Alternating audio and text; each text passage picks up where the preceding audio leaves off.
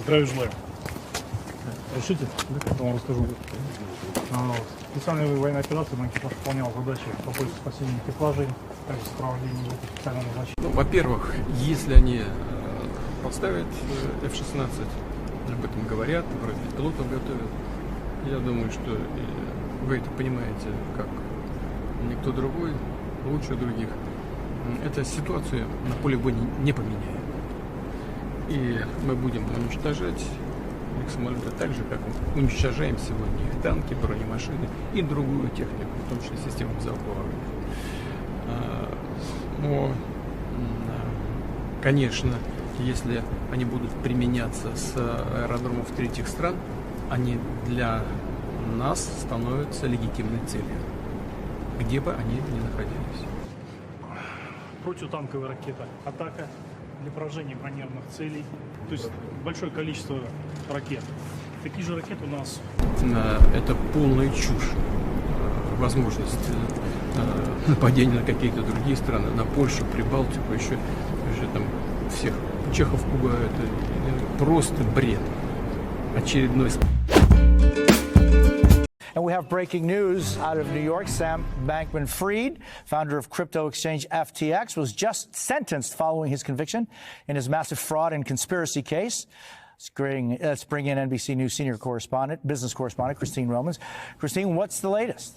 Yeah, much more than his team had been asking for. 6.5 years is what they wanted, no more than. It looks like it's 25 years is what a judge has sentenced Sam Bankman-Fried to in prison here for those 7 counts that he was found guilty on of defrauding investors. Remember, these were Main Street investors, many of them, who were enticed into joining the FTX exchange as a way to get into the crypto craze. In fact, he was using that money to invest in risky hedge funds that he was also affiliated with. He was spending the money. He was donating the money to political campaigns. And so in a pretty quick sentencing here, more than 2 decades in prison for him. I mean, he had faced, Jose, up to 110 if you look at the statutes there. But in fact, 25 years is what this judge has decided on here. And I will say that Sam Bankman-Fried on the stand in his beige prison garb just an hour or so ago, he was a little more apologetic than we have seen in appearances past, where he had been defiant. He said, I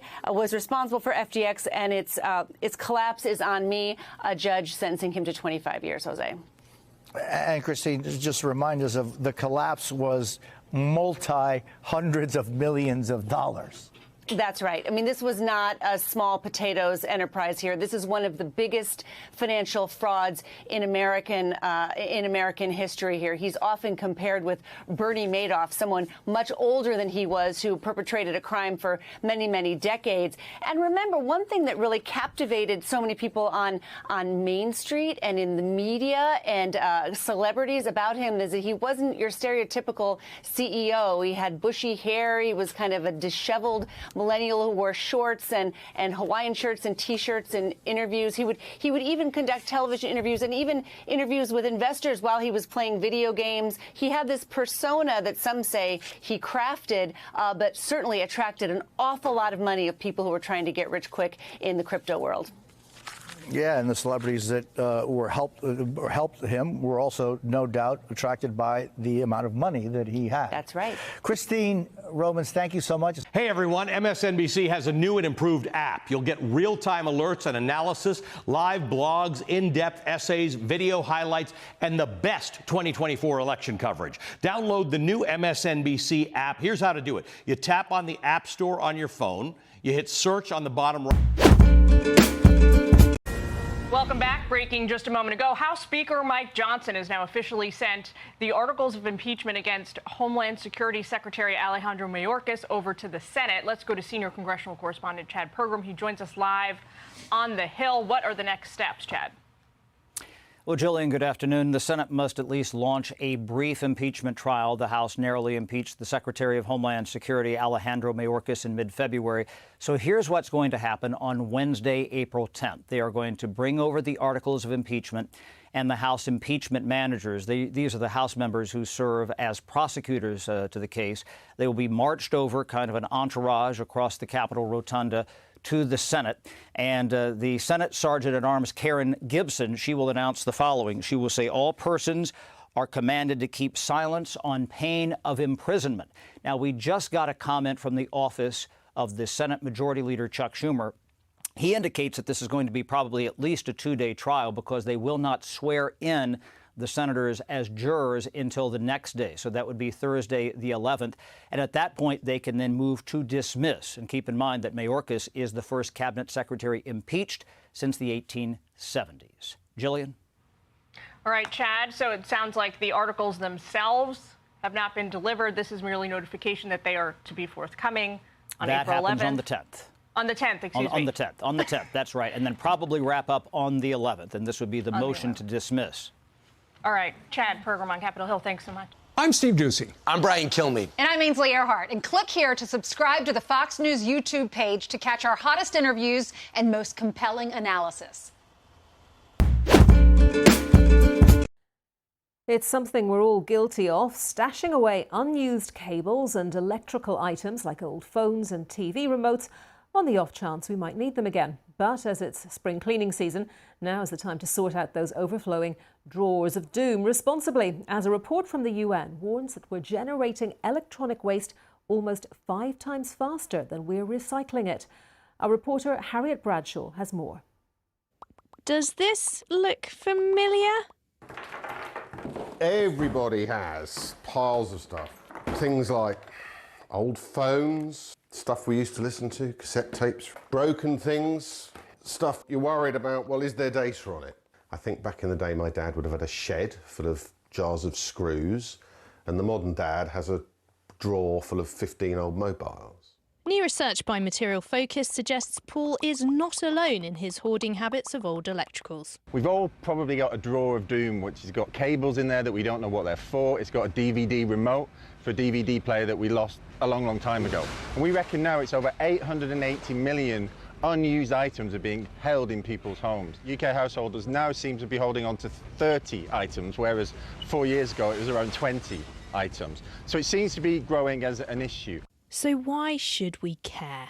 When we look at electrical items, there's lots of precious materials in there, lots of precious metals. If we can keep them in circulation, then it reduces the need to extract raw materials, which has an environmental impact. But there are things we can do to give our electricals a new lease of life, such as sharing. Welcome to Share Bristol Library of Things. Come on in. Thank you. We have got a lot of things that have been donated that we are going to be lending out to people when we open next month. And repairing can keep things going too. If I had to take that off, you can probably see it better. But some things just can't be fixed or reused. Electric toothbrush, they just die, don't they? Games controller, something's gone wrong inside. Remote control from a service I do not have anymore. Earbuds, they're not holding charge. A games console that has been long replaced. There is life, but not good life. Yeah, that's the sad thing. A lot of things can't be repaired and extend their life. Yeah, I'd love to see manufacturers really stepping up here and making things that are designed to last longer and are durable, but also designing things that can be repaired. It's the end of the road for these items. Or is it? What can we salvage from this? Hey, thanks very much for the delivery. Well, there's some really good stuff here, and the really good news is all electronics has got some great commodities and it's all very recyclable. I've brought them here to a specialist electrical recycling centre. Inside the Xbox, for example, it's quite a complicated circuit board that will have a little bit of gold, a little bit of copper, almost certainly a little bit of palladium. These guys here, they'll all have a little vibrating motor. The fan, there's lots of plastic, metals. These are a bit more challenging.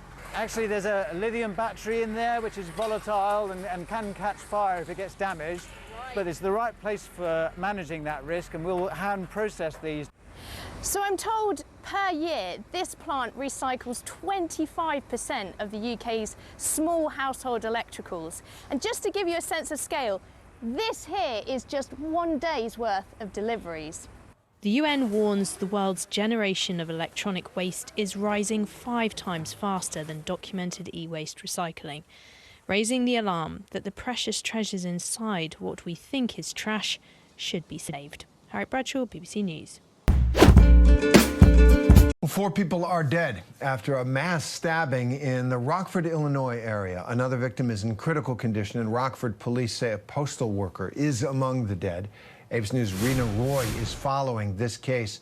Rena, what more do we know about these attacks? Well, Terry, we just heard from local officials within the hour who gave an update on just this terrible tragedy. Some of them even getting emotional during the press conference as the victims were identified. The oldest was a 63-year-old woman, and the youngest, just 15 years old, Jenna Newcomb, whose family says she died saving her sister and her friend, protecting them from further harm. And police say in total 4 people were killed, including a U.S. postal worker who officials say was a 25-year veteran of the Postal Service.